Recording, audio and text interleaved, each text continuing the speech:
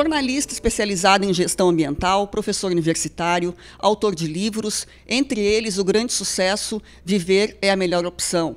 André Trigueiro também é um dos participantes da Conferência Espírita de Santa Catarina e bate um papo agora com a gente. André, prazer tê-lo aqui com a gente. O seu livro fala muito das questões do suicídio, né, da prevenção, oferece dados bastante detalhados, e eu gostaria de saber, na sua visão, de que forma a saúde pública vem enfrentando a questão do suicídio aqui no país. Basicamente em duas frentes. Primeiro, a política de multiplicar os centros de atenção psicossociais, os CAPs, que com a vigência de o desmonte dos manicômios, dos hospícios, você passou a estimular essas unidades de atendimento para pessoas que têm qualquer patologia de ordem mental, principalmente a depressão, ou pessoas que tenham a ideação suicida. Até onde me foi possível ver, Márcia, em alguns lugares do Brasil os CAPs funcionam e dão pronto atendimento a quem sofre nesse nível, mas em outros lugares, apesar dessa institucionalização do atendimento por esse caminho, não funciona bem. A outra pegada mais recente é que o Ministério da Saúde resolveu determinar no Setembro Amarelo um dia para divulgar um amplo relatório estatístico mapeando a incidência de suicídio no Brasil pormenorizadamente. E, a partir agora, de 2018, isso já está acontecendo, custeando todas as ligações feitas em todo o território brasileiro para o CVV, Centro de Valorização da Vida, que é uma organização que existe desde 1962, oferecendo um serviço gratuito e filantrópico, voluntário, de apoio emocional e prevenção do suicídio. Foi um golaço do Ministério da Saúde fazer isso, porque praticamente triplicou o volume de atendimento do CVV. Em 2018, a gente deve registrar em número de atendimentos 3 milhões de chamadas, ao contrário de 1 milhão do ano passado, com muitas ligações que não conseguem ser atendidas porque o serviço não consegue dar conta. Então, há um desafio enorme no Brasil para expandir e qualificar o CAPS e a rede de voluntários do CVV. A gente percebe na saúde pública, nos atendimentos de postos de saúde, por exemplo, que na grande maioria não há psiquiatra, né, e nem psicólogo. Isso acaba sendo um encaminhamento pós a primeira consulta. Mas há medicalização desses pacientes, muitas vezes por um clínico geral que não é um especialista, né? Essa é uma preocupação também da questão toda do tratamento do suicídio, da depressão, principalmente, que gera o suicídio. Você está falando de um assunto muito sério, muito grave, que é a facilidade com que certas drogas são aplicadas, que vão modificar o sistema nervoso e vão causar dependência. E nem sempre elas são, e digo isso com muito respeito, eu não sou psicólogo ou psiquiatra, mas eu já ouvi vários psiquiatras e psicólogos que denunciam a facilidade com que se receita certas drogas sem que sejam as mais indicadas para certas patologias de ordem mental. Podem até agravar a situação. Então, temos esse problema. O outro é que nas faculdades de medicina, suicídio ainda é um tabu. A maioria dos médicos formados no Brasil não sabe o que fazer com uma pessoa que tenha, por exemplo, realizado uma tentativa, uma sobrevivente de si mesma, que pede ajuda, e não se tem a compreensão da necessidade de uma abordagem multidisciplinar, sistêmica. Isso encarece o tratamento, mas é por aí que tem que se ir, porque a questão da prevenção e da pós-venção do suicídio está fora do conhecimento de quem passou pela faculdade de medicina, fez residência, se formou e não sabe como lidar com isso. É grave. Existe um livro no Rio de Janeiro, escrito por médicos, chamado Trocando 6 por Meia Dúzia, em que há um relato que me impressionou muito, e isso aconteceu numa unidade da rede pública, em que uma pessoa politraumatizada por tentativa de suicídio, ocupando um leito de um hospital, é advertido, é chamado a atenção por um médico que diz assim: da próxima vez seja mais competente, porque você está ocupando um leito de alguém que quer viver. Isso não é medicina. Isso, a meu ver, deveria ser objeto de um processo no Conselho Regional de Medicina. E isso revela ignorância. Então a gente tem que mudar essa cultura. O seu livro, o livro do Andrew Solomon, né, que fala Demônio do Meio-Dia, são, eu considero, obras muito importantes porque tem um relato pessoal, um relato sentimental, mas um relato também estatístico. Né? A informação continua sendo o grande negócio para a gente poder passar todos esses detalhes e fazer levar ao grande público a necessidade de se falar de suicídio. Né? Antigamente, no jornalismo, nós sabemos disso, sempre, até hoje ainda costumam dizer que não se deve falar, porque isso acaba incentivando, sempre foi um clássico, né, dentro do jornalismo. Qual a sua opinião? Quem é da área da saúde pública aprende rápido que não é possível reduzir estatística de morbidade ou mortalidade de qualquer doença, de qualquer mal ou transtorno, sem informação. Então, como é que a gente reduz incidência de diabetes? As pessoas precisam saber o que é diabetes e como é que elas podem controlar a taxa de açúcar, etc. Como é que reduz obesidade mórbida, tuberculose, hanseníase, AIDS e doenças sexualmente transmissíveis? Com informação. Como é que eu me previno? Como é que eu reduzo dano? O verão está chegando. A gente está conversando aqui já no encaminhamento da estação mais quente do ano, quando os mosquitos se multiplicam alucinadamente. No Brasil, o mosquito mata. Então, como é que eu me previno de dengue, zika, chikungunya e na região norte de malária? Com informação. Informação é a ferramenta mais básica para você promover saúde pública. Informação é o ponto de partida. E sem informação a gente agrava esse problema. No caso específico do suicídio, a informação pode salvar vidas. E a informação cumpre eu diria, um benefício adicional, que é desmistificar o assunto. Porque suicídio, como depressão, são ainda objeto de muito tabu, há um estigma. E a gente vive numa sociedade, infelizmente, onde existe a ditadura da eterna alegria. Todo mundo tem que estar sempre de bem com a vida. Todo mundo tem que bater várias fotos ao longo do dia, selfies, para dizer: olha onde eu estou, olha com quem eu estou, olha o que eu estou fazendo. Eu diria, esse exagero é compulsiva a maneira como boa parte de nós nos utilizamos das redes sociais para promover o fake news. Porque ninguém é absolutamente feliz nem absolutamente triste. A gente oscila na vida. A vida é uma montanha-russa, momentos de glória, de alegria, de plenitude, momentos super difíceis em que a gente precisa buscar forças de onde a gente não supõe ter. Viver é isso.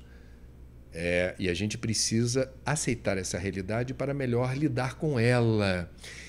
E descobrir que nenhum de nós, a rigor, está absolutamente livre do risco suicida. Não é uma questão de formação, não é uma questão de fé, não é uma questão de índole, caráter, personalidade. E tem gente que não acredita nisso. Não é uma questão de fé. A gente está falando de ciência médica, a gente está falando de literatura médica. Há um conhecimento construído sobre isso. Chegar no século XXI significa estar hoje no apogeu, na plenitude, no estado da arte, de assuntos relativos à ciência psicológica ou psiquiátrica, que há muito pouco tempo atrás não se conhecia. A palavra depressão é da década de 1930. Sempre houve depressão na história da humanidade, mas não se estudava a depressão como algo singular, com especificidades, como ela de fato tem.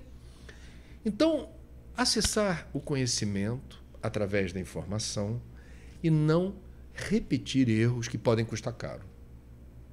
As matérias que ainda são veiculadas e que não deixam claro que é suicídio, qual a sua opinião sobre isso? Tem matérias que falam, a pessoa caiu do 8º andar, ou você acha que é desnecessário entrar e falar a real, ou tem que falar mesmo do que aconteceu? A gente vê muito artista, né? Pessoal do meio público aí, que acaba virando notícia, porque suicídio tem todo dia, em todos os lugares.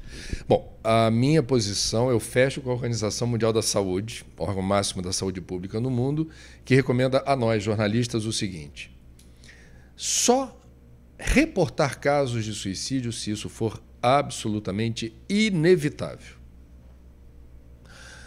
Se existisse a Organização Mundial da Saúde na primeira metade, enfim, no século passado, não na primeira metade do século, o suicídio de Getúlio deveria ser coberto. Em 2014, o suicídio do ator americano Robin Williams foi o assunto mais clicado no Google. A gente não vai brigar com a notícia, como a gente diz. Vamos reportar. Então, a OMS diz assim: em sendo inevitável inevitável reportar casos de suicídio, faça-o com discrição. Não é para rasgar manchetes com fotos ou tempos assim extensos de reportagem. Faça o registro, não dê detalhes sobre o método empregado, você não vai didatizar o suicídio. E várias outras recomendações do tipo: não enalteça as qualidades morais do suicida, porque uma mente fragilizada, assim, uma pessoa fragilizada psíquico ou emocionalmente, vendo que uma pessoa que se matou foi um bom pai, um bom profissional, um bom voluntário, um bom cristão, um bom isso, um bom aquilo, na mente perturbada, registra aquilo como algo interessante do tipo: nossa, ele se matou e ainda falaram bem. Tá aí. Achei interessante isso. Então a gente precisa ter muito cuidado na manipulação das notícias que reportam suicídio, porque no varejo não é para ficar falando. Isso é o que diz a OMS, eu concordo. Por quê? Porque a informação relevante é como as pessoas precisam saber que suicídio é caso de saúde pública, o que fazer se você estiver numa situação de risco e quais são as situações de risco, a quem procurar, que serviços existem para te apoiar. E uma informação que eu acho muito relevante é também da Organização Mundial da Saúde. No livro a gente detalha as pesquisas que chegam a essa conclusão. Em 90% dos casos confirmados de suicídio, há intercorrência, há relação com patologias de ordem mental que são diagnosticáveis e são tratáveis. Então vamos repetir. De cada 10 casos confirmados de suicídio, 9 são relacionados com patologias de ordem mental diagnosticáveis e tratáveis, principalmente a depressão. Muita gente tem depressão e não sabe. E o pior para os médicos, muita gente que não tem acha que tem e chega no médico já com diagnósticos assim: eu vi no Google que eu estou com depressão. É complicado ser médico na era Google, porque todo mundo já sabe o que tem, só quer confirmar com o médico. Na dúvida, procure ajuda. Os entrevistados especialistas no tema que eu acessei repetiram uma expressão interessante. Como é que a gente tem uma pista de que pode ser depressão? Eles chamam a depressão de tristeza persistente.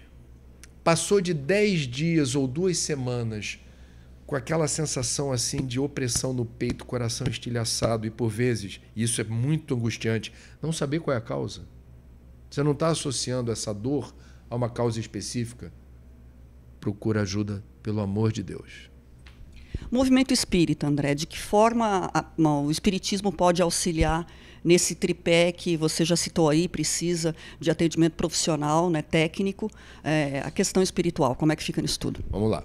Primeiro, os serviços de apoio fraterno, atendimento fraterno. Quem está na casa espírita como voluntário e ouve alguém reportar que já realizou uma tentativa e está pensando em suicídio novamente, está falando sobre esse risco abertamente, a gente precisa primeiro abrir espaço para uma escuta atenciosa e amorosa. Lembrar que não é fácil falar sobre isso e essa pessoa está se reportando a um estranho. É uma oportunidade que se abriu ali para falar de algo muito íntimo. É um momento que a gente tem que respeitar e entender a dimensão desse encontro. Então, permitir que a pessoa fale, desabafe, com muito cuidado, sem a pretensão de doutrinar, mas compartilhar a informação. Você vê um centro espírita, eu preciso te dizer o que nós sabemos sobre isso, né? A vida não termina e o suicídio, em nenhuma hipótese, significa alívio ou solução para os problemas. Então, a casa está aberta para você, se quiser conhecer o que a nossa doutrina diz a respeito. Temos as palestras públicas, os passes, água fluidificada e, seria o ideal, que toda casa espírita já tivesse uma rota pré-programada de encaminhamento dessa pessoa para um especialista, psicólogo ou psiquiatra.